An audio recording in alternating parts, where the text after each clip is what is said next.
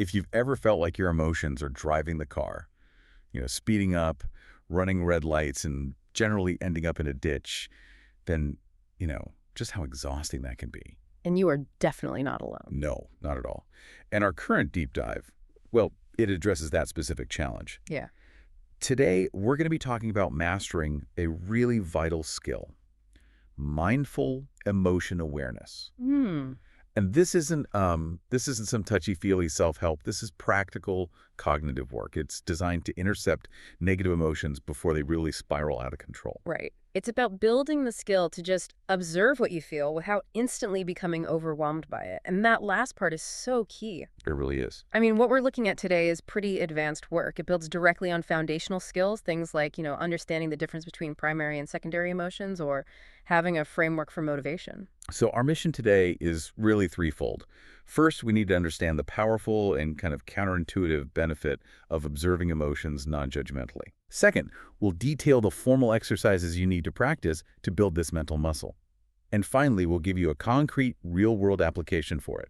And it's helpful to think of this using that metaphor we explored before, the analogy of a house. The foundational work, like understanding what you feel and why, that's the first floor. Right. This skill, mindful emotion awareness, it's the second floor. It's what you build right on top of that. And what's fascinating is how this skill can directly break that emotional feedback loop. Okay, let's unpack this. So if the foundation is knowing what you feel, the second floor is learning how not to make that feeling, say, 10 times worse through panic reactions. That's the perfect summary. You're stopping the emotion from cycling endlessly. We're aiming to interrupt that automatic escalation. The first core component here is non-judgmental awareness. Now, this sounds simple, but I think for most of us, our default setting is to judge every unpleasant sensation we feel. It really is. So what do we really mean when we say accept the emotional experience as it is? It means removing the moral or rational evaluation from the feeling itself. You stop labeling it as bad or weak or irrational, and you definitely stop trying to push it away. Oh, yeah? The research we looked at, it really pinpoints two pretty insidious forms of self-judgment that cause these emotional spirals. Tell me about those two forms. I think most people only really notice that they're judging the feeling itself. Exactly. The first one, and maybe the most common, is judging ourselves for having the emotion. Wow. This is that inner voice that says, I shouldn't be feeling this way, or a rational adult wouldn't be this frustrated. You basically internalize the emotion as a flaw in your character. Right, which is completely counterproductive. You're already feeling sad, and now you're feeling guilty about being sad. Precisely. But the second form of judgment is subtler and, often more terrifying. Yeah. Judging the specific emotional experience, especially the physical sensations. So like a racing heart. A racing heart, sweaty palms, maybe your chest tightens. Judgment in this case is believing those physical sensations are inherently dangerous or unbearable. I understand that conceptually, but when you're in the middle of a surge like that, how can you genuinely stop judging a racing heart? Our nervous system is wired to see that as a threat. And that's where the practice comes in. The key is just recognizing that your body's response is data. It's not a directive. Okay. Let's use a classic scenario. You're about to speak in front of a huge audience. You feel intense nervousness. Your system is pumping adrenaline. Right. Been there. Judging that feeling, thinking I should be more excited or I must be broken, it doesn't change the nervousness. In fact, it just adds what we call secondary emotions like shame or frustration right on top of the anxiety. So you've not only doubled the anxiety, Exactly. you've also just, completely confused your own system. Now your brain is worried about the speech and it's worried about your heart beating too fast. Yeah. It's an internal battle you just can't win. And that's the mechanical shift that happens when we practice acceptance. You stop fighting and the prefrontal cortex can shift from battling to just observing. You're just noting my heart is beating rapidly instead of screaming inside, this is awful. Yes. And that immediately allows the nervous system to settle just a little bit. You've let the wave pass instead of trying to fight the entire ocean. But let's be super clear here. Accepting an emotion doesn't mean you're resigning yourself to misery, right? It's not just grin and bear it. Absolutely not. Accepting it just means recognizing it so you can get an accurate picture of what's really happening. You're moving past the knee-jerk reaction. Can you give us a concrete example of that? Sure. Think about being anxious before a first date. Non-judgmentally, you can see the anxiety makes sense. You want it to go well. Of course. If you were stuck in judgment, though, that feeling of dread could get so loud that you just cancel the date. But if you accept the anxiety, you can reflect and ask, is this situation actually dangerous? And the answer is no. No, it's just high stakes. That acceptance clarifies the reality and lets you move forward, even with the feeling. The insight is pretty profound. Yeah. The more you stop pushing emotions away, the more their intensity just ebbs and flows naturally. And this movement, this natural ebb and flow, it really only happens when you are firmly rooted in the present. Okay, so if non-judgmental awareness is about how we view the emotion, then present-focused awareness is about when we view it. How do thoughts about the past and future escalate things right now? This is a huge, huge factor. This part is all about keeping our emotional responses rooted in what's happening in this precise moment. Not 5 years ago, not 5 years from now. Exactly, because so often our current response is influenced by past experiences or these, catastrophic predictions about the future that might never even happen. So the small emotion we feel in the present is just the tip of a giant iceberg made of history and speculation. That's a great way to put it. Let's go back to that professional anxiety example. You feel some baseline anxiety about a project that's manageable, but that anxiety gets way more intense when you flash back to a time in the past when a project failed. At the same time, you're jumping to the future, predicting this will be boring or I'm going to lose my job. So the anxiety is no longer about the email you have to write. It's about this massive pile of failures and catastrophes. You're carrying decades of emotional weight into one 5-minute moment. And we see this happen so brutally in relationships. Let's say there's an argument over forgetting to empty the dishwasher, a simple current issue. Very low stakes, Yeah. very present. Right. But if you immediately connect that minor failure to a traumatic memory, maybe a past breakup, you suddenly worry the current relationship is also doomed. So a conversation about a dishwasher is suddenly carrying the weight of past trauma and a future breakup. Exactly. And that shift makes the emotion feel overwhelming and the conversation just becomes impossible. Here's where it gets really interesting. The goal isn't to deny the past or ignore the future, but to recognize that the strength of the emotional reaction we're having right now is just totally out of proportion. Yes, it makes the situation manageable again. The practice lets you stop and say, okay, I'm reacting strongly, but is this because of what's in front of me, or am I being driven by an old memory? You create that separation. You create separation. Okay, let's use another relational example. Say you and your partner are fighting about vacation plans, something months away. The argument escalates because it triggers fears about much older conflicts, making you worry about a breakup right now.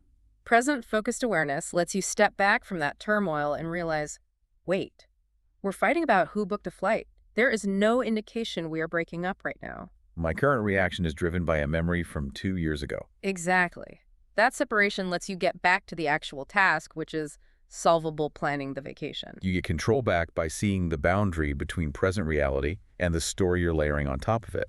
Now, this all sounds fantastic in theory, but how do we actually build the muscle to make this happen automatically? Well, to develop this skill, we need formal, intentional practice. The material we reviewed prescribes 2 specific exercises. The first is the Mindful Emotion Awareness meditation. And this is your foundational strength training. Exactly. So this is a short practice, about 5 minutes, done at least once a day for a week. And it's designed to just start developing that baseline attention. What are the key goals? The meditation is structured to systematically detach observation from judgment. It starts simply. Goal 1 is just grounding yourself in the present moment. So literally feeling your feet on the floor. Literally feeling your chair, your clothes, your feet on the floor. It forces your attention back to the now. Goal 2 is then focusing your attention on your breath. The anchor. The quintessential anchor, because it only exists in the present. So when your mind drifts, and it will, you just gently guide it back to the breath. Then we get to the non-judgmental part. Goal 3 is maybe the hardest for most people. Describing sensations matter-of-factly. Oh, this is crucial. Instead of letting yourself think, I feel so depressed, you shift to objective language. I feel a heaviness in my limbs, or there is a slight pressure behind my eyes. You're forcing a separation between the physical experience and the story you're attaching to it. Exactly. It turns an overwhelming feeling into objective data. Goal 4 then deals with present focus. Understanding that thoughts are not facts. Mm. So if a thought about a stressful deadline pops up, you don't instantly jump into panic mode. You just note a thought about tomorrow's deadline has occurred. You observe it without reacting. And goal 5 brings it all together, right? Yes, finally, you notice how the intensity of your emotions ebbs and flows. When Yeah. you hold it non-judgmentally in the present, you see the feeling will rise, crest, and then fall back down all on its own. That repeated observation that emotions are temporary, that's the real reward of the exercise. It is. Now, that meditation is done in a controlled neutral state, Mm-hmm. but we have to practice this when the emotional volume is high too. What's the second exercise for that? That would be the mindful mood induction. This exercise is specifically for practicing this when you're experiencing a genuinely strong emotion. It's like moving from resistance training to heavy lifting. So you voluntarily bring up a strong emotion to practice observing it. That sounds intense. It's intentional, but it's controlled. The technique involves something simple like listening to music, maybe a really sad song, to bring up intense feelings in a safe way. So you can practice on a smaller scale. You intentionally generate a high-intensity situation so you can observe the whole experience, the physical feelings, the thoughts, the urge to react, but non-judgmentally. You're training yourself to stay aware even when the volume is turned way up. Okay, so once that muscle is strengthened through practice, the critical step is integrating it into daily life. This is where the skill called anchoring in the present becomes your go-to. Right, this is the operational application. The objective is simple. The moment you notice a strong emotion building, you hit the pause button. That little interruption lets you choose a response rather than letting old patterns run the show. And there are 4 mandatory steps for this anchoring process. Step 1 is the physical cue. Yes. You have to interrupt the spiral with a reliable physical cue. That could be focusing on your breath or feeling the pressure of your feet on the floor. It immediately pulls your attention out of the story and into the present. Step 2 is the diagnostic phase, the 3-point check. You take stock. What am I thinking? What am I feeling in my body? And what am I doing? This step transforms that vague, I feel terrible, into objective, actionable data. You're just collecting information before you respond. Then step 3 is the critical inquiry. You ask yourself 2 questions. First, is my current response consistent with what is actually happening right now? Second. And second, am I reacting from a painful memory or an uncertain prediction? And if the answer reveals a disconnect, step 4 is simple. You bring your response back in line with the genuine, immediate demands of the present moment. Let's run that practical scenario. Imagine you're at lunch with a friend and you notice you're becoming irritable and distracted. It's not about your friend. You're ruminating about some unreasonable work deadline. Okay, so the emotion is building. You use your cue feeling your feet on the floor. Then you do the 3-point check. Thoughts. I'm never going to finish this. Physical sensations. Tight jaw, sweating. Behaviors. You're ignoring your friend and picturing yourself quitting. And now the inquiry. Is this response consistent with what's happening right now? Absolutely not. Right now you're having lunch. You realize the entire reaction is rooted in anxiety about a future deadline. And the correction, the final step, is bringing the response in line.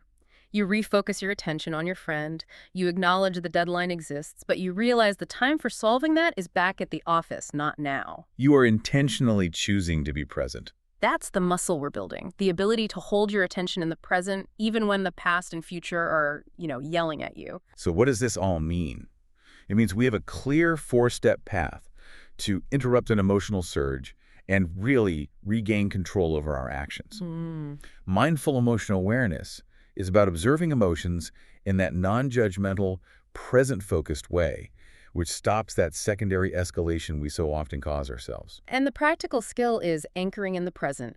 You use a physical cue, do the 3-point check, and it forces you to verify if your big, overwhelming response actually fits the situation you're in. It's fundamentally about gathering data, not just reacting. It's a foundational change in how you perceive your own internal landscape. Yeah. And this practice, it has to change the emotional cycles you live in. And that's the final provocative thought we really want to leave you with. If you commit to consistently observing your strong emotions non-judgmentally and in the present, what painful, frustrating emotional pattern that currently dictates your stress level might finally become visible, manageable, and, fundamentally breakable. We encourage you to start observing those cycles today.